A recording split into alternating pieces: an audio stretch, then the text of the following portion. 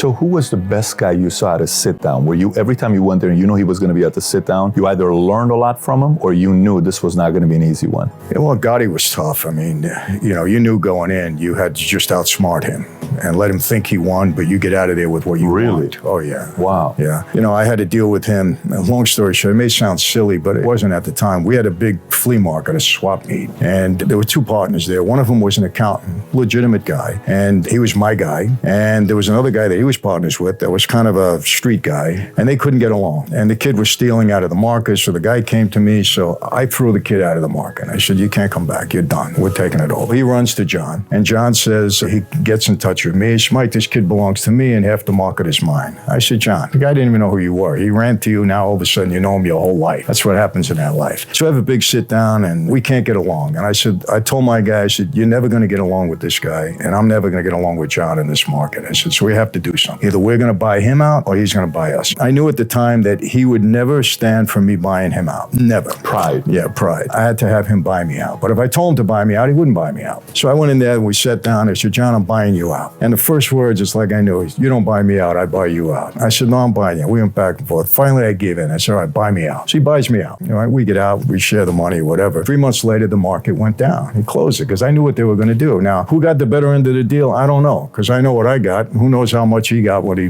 busted the market out. But it worked out better that way. But, he thought he won. He could tell everybody he got me out of the market. Meanwhile, I got what I wanted. So that's how you had to deal with it. Very interesting.